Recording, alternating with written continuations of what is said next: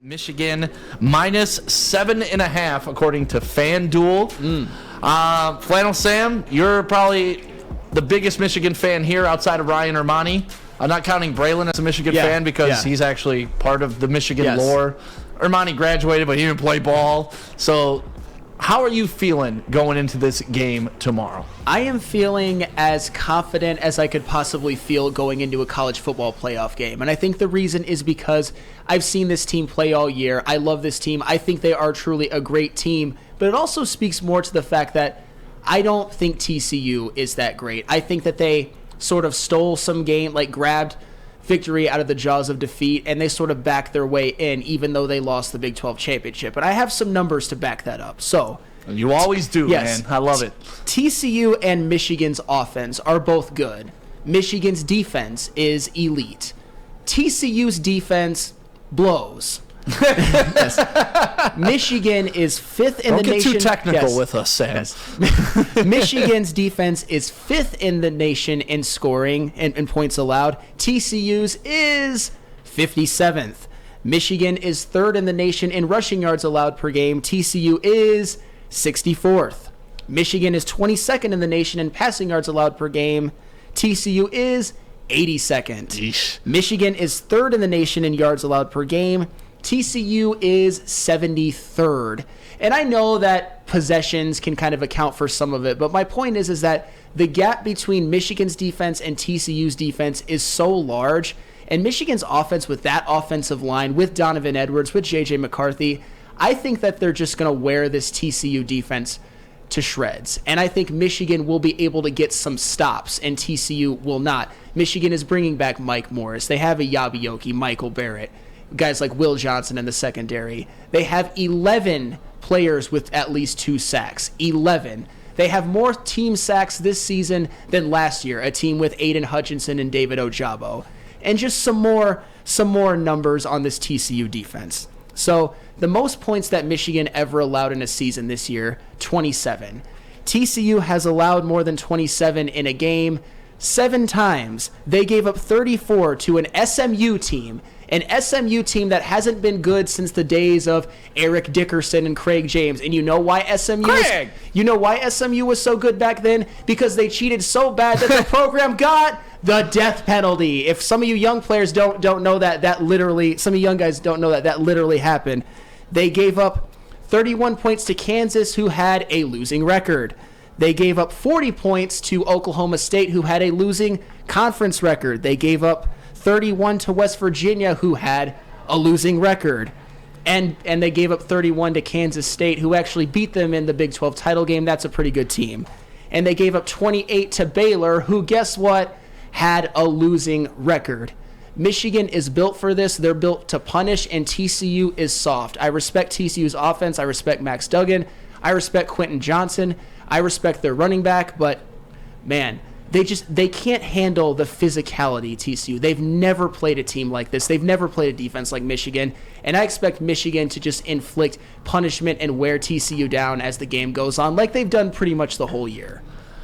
Yeah, my biggest fear with TCU, and shout out to Braylon Edwards joining us in the WoodwardSports.com chat from his flight. So if you guys got any questions for Braylon about the Michigan game, drop them in the chat. I'm sure he will get involved there. My biggest fear for TCU is they lead the nation in plays over 40 yards, over 30 yards. Yeah. They're a big play offense. Yes. They are. Yes. And that's the type of offense you can never count out either. Of course. Even if Michigan builds a 21-point lead going into the second half, TCU is strike fast, strike hard, no mercy. They're almost Cobra Kai when it comes to offense. Now, flip side of that coin, their defense, you're right, it's a sieve. It is a sieve. And they've never gone up against a team like Michigan. They've never dealt with linemen that across the board are bigger than anybody that they have. They've never gone up against a running back like Donovan Edwards, who to me is the X factor in everything Michigan does for the next 2 years. 100%. Even when Braylon and I were at the Michigan game when they played Penn State, Donovan Edwards kind of had a bust-out game later in that second half. We discussed, it's crazy that Blake Corum is up for a Heisman, but Donovan Edwards is a better running back. Donovan Edwards is the most talented skill position player that I've seen at Michigan since Braylon Edwards. I think Donovan Edwards' ceiling is that high. And not only that, he's coming off of, in my opinion, the greatest two-game stretch any Michigan running back has ever had, rushing for over 200 at Ohio State, including touchdown runs of 75 and 85, and then having 185 in the Big Ten championship game against Purdue. And he's running behind that offensive line, which is elite, which was elite last year, and even better this year, adding a guy like Olu Oluwatimi, who, transferring in from Virginia, has become the best center in all of college football. I know that because he won the Remington Award. He's an NFL-level player. So just the physicality of Michigan, I just think will give TCU so many problems. And that 3-3-5 defense, how the hell do you think you're going to stop the run running something like that? That's what Rich Rod ran. Don't even bring up that name. Rich Rod, not to say he did some good things, but he had some decent recruits. Of course. Let's say that way. But that's more of the Michigan helmet than Rich Rod himself. That's going to be the adjustment. To me, the game is going to be decided on what Michigan's offense can do to that 3-3-5 defense, and can Michigan stop those big plays. And it's said that, TCU has the athletes. They got some wide receivers that were like fourth in the nation in high school and running track. It's going to be a track meet.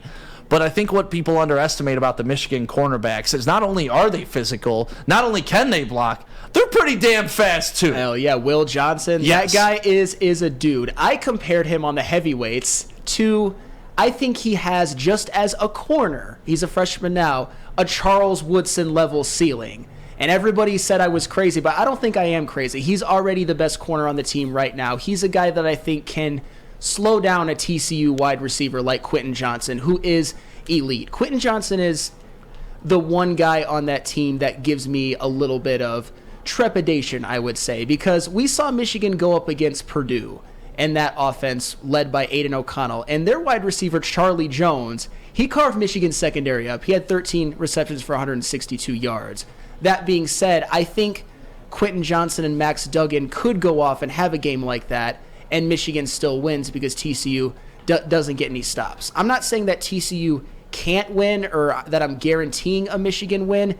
I just think it would take sort of unforced errors by Michigan, sort of an outer space level game by TCU. I don't think TCU can win this game straight up. I think we agree with that. Michigan they're too big, they're too talented, they're too physical. I think TCU is going to wilt. Yeah, I think Jim Harbaugh has done a great job of cultivating this, especially over the past 2 years. Yep. After the COVID season, when they were 2-4, and everybody wanted to throw them out the window, dude, myself included.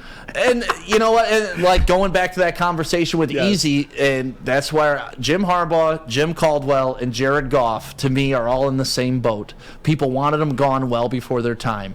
We gave Jim Harbaugh enough time to prove that he's a winner, and look what he's done. He has reestablished Michigan to heights that they haven't maybe ever seen. Yeah, Jim Harbaugh has rewarded Michigan's faith in them, which was kind of, I mean, he had to take a pay cut, but still, they allowed him to remain. He didn't have to. Well, but he volunteered. He volunteered. And now Michigan should open up that checkbook and say, you've delivered now. Here's the payment, and here's your retroactive from when you took that pay cut. But Jim Caldwell, another example. Guy had 4 years in Detroit. Took the Lions to the playoffs 2 times in 4 years. The best winning percentage of all time for a Lions head coach in the regular season. Lost those 2 playoff games, I'll admit that. Did not win his division, I'll admit that. But to me, it's because he didn't get enough time. I mean, you'll never know with Jim Caldwell, but the guy they hired after him was obviously a disaster. With Jim Harbaugh, you see that rewarding him with, letting him stay around has really, I mean, it's paid off. But that's why I throw it back on Easy when he says Jared Goff is not a good quarterback. Then who's going to be better? Because that was my question to Jim Harbaugh haters.